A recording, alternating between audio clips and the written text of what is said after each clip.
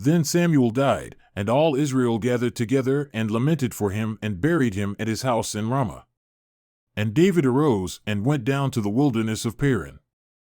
Now there was a man in Man whose work was in Carmel, and the man was very great, and he had 3,000 sheep and 1,000 goats. And it happened, while he was shearing his sheep in Carmel, now the man's name was Nabal, and his wife's name was Abigail. And the woman was good in insight and beautiful in appearance, but the man was harsh and evil in his dealings, and he was a Calebite, that David heard in the wilderness that Nabal was shearing his sheep. So David sent 10 young men, and David said to the young men, Go up to Carmel, come to Nabal, and greet him in my name, and thus you shall say, Have a long life, peace be to you, and peace be to your house, and peace be to all that you have. So now I have heard that you have shearers, now your shepherds have been with us, and we have not dishonored them, nor have they missed anything all the days they were in Carmel. Ask your young men, and they will tell you. Therefore let my young men find favor in your eyes, for we have come on a festive day. Please give whatever you find at hand to your servants and to your son, to David. Then David's young men came and spoke to Nabal according to all these words in David's name. Then they waited. But Nabal answered David's servants and said, Who is David? And who is the son of Jesse? There are many servants today who are each breaking away from his master. Shall I then take my bread and my water and my meat that I have slaughtered for my shearers, and give it to men whose origin I do not know?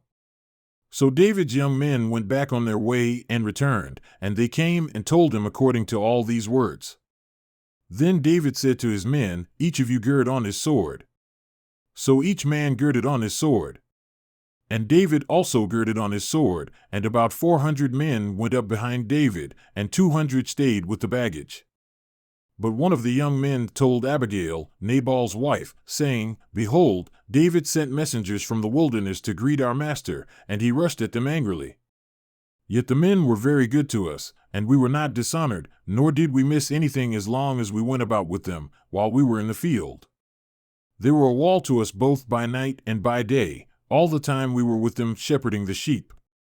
So now, know and see what you should do, for evil is decided against our master and against all his household, and he is such a vile man that no one can speak to him. Then Abigail hurried and took 200 loaves of bread and 2 jugs of wine and 5 sheep already prepared and 5 seahs of roasted grain and 100 clusters of raisins and 200 cakes of figs, and loaded them on donkeys. Then she said to her young men, Go on before me, behold, I am coming after you. But she did not tell her husband Nabal. So it was happening, as she was riding on her donkey and coming down by the hidden part of the mountain, that behold, David and his men were coming down toward her, and she met them. Now David had said, Surely for a lie I have guarded all that this man has in the wilderness, so that nothing was missed of all that belonged to him, and he has returned me evil for good.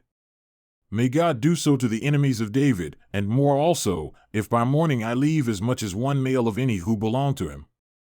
Then Abigail saw David, so she hurried and dismounted from her donkey and fell on her face before David and bowed herself to the ground. And she fell at his feet and said, On me alone, my lord, be the blame. And please let your maidservant speak in your ears, and listen to the words of your maidservant.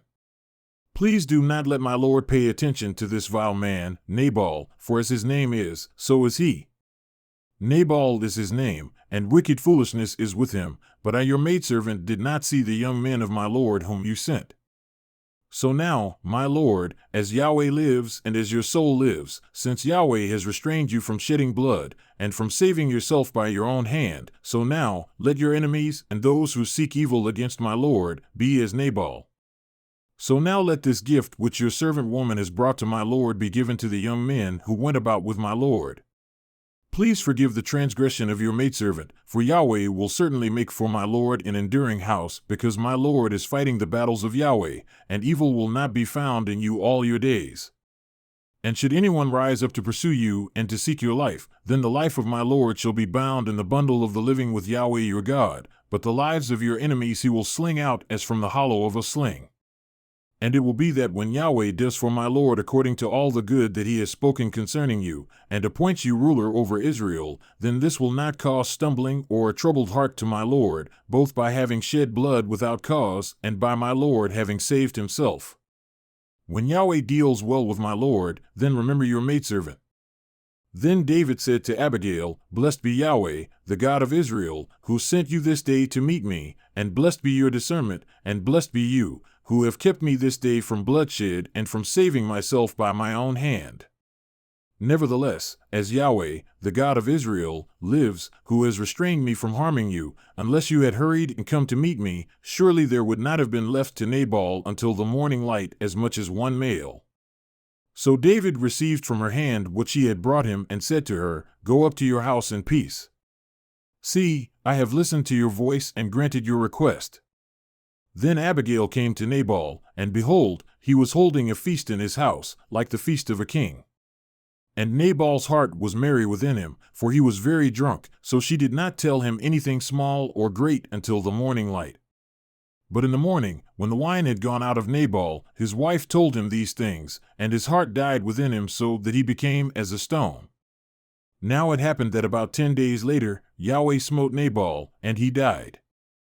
Then David heard that Nabal was dead, so he said, Blessed be Yahweh, who has pleaded the cause of my reproach from the hand of Nabal and has kept back his servant from evil. Yahweh has also returned the evil of Nabal on his own head. Then David sent a proposal to Abigail, to take her as his wife. Then the servants of David came to Abigail at Carmel and spoke to her, saying, David has sent us to you to take you as his wife. And she arose and bowed with her face to the ground and said, Behold, your maidservant is a servant woman to wash the feet of my Lord's servants.